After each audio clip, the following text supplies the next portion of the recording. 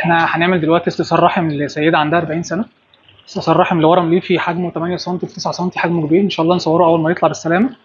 طبعا احنا اتفقنا معاها واتكلمنا معاها ان احنا هنشيل الرحم كله، هنشيل الرحم بعنق الرحم ان شاء الله. عمليه تبقى صعبه شويه بس ده مفيد ليها بعد كده، زي ما قلنا قبل كده ان ده بيساعد ان نبعد اي مشاكل على عنق الرحم ممكن تظهر بعد كده لا قدر الله.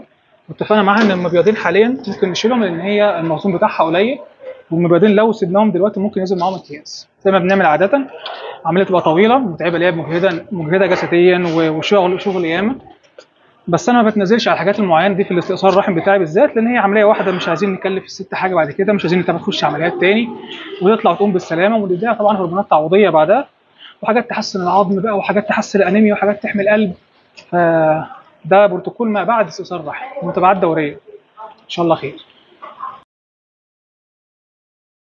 الحمد لله طولنا شويه بس خاطر نطلع الرحم كله. ده الرحم بتاعنا، ده عنق الرحم، دي الحته اللي بنقعد نقشر حواليها كده لحد ما ننزل الشريان اللي بيغذي الرحم. الشريان بيبقى ماشي في الحته دي بالظبط، اي ضربه فيه، اي حركه بسرعه شويه، الشريان ده ممكن يحصل يفضي الدم كله في جسم الانسان في خلال تقريبا دقيقه ونص. دقيقه ونص الشريان بيضخ دم كبير جدا، فاحنا بنمشي خطوه خطوه بالراحه لحد ما نشيل كل الشرايين اللي حواليها ونطلعه كده، ونربط ربطات كويسه تحت. الرحم بيبقى بعديه تحتيه هنا هو المهبل، الرحم راكب كده، احنا بنقشره من المهبل ونقفل المهبل بغرز كويسه جدا عشان خاطر نحافظ عليها. دي اول حاجه. تاني حاجه، الرحم مش باين فيه تكوينات بتاعته، هو باين شكل الرحم بالظبط اللي هو على شكل قلب كده. دي الانبوبه الشمال، الانبوبه اليمين بالمبيض بتاعتها، المبيض رفيعه صغننه خالص لان احنا قلنا في اخر عمرها والمخزون ضعيف، فان احنا نسيبها دلوقتي ملوش لازمه.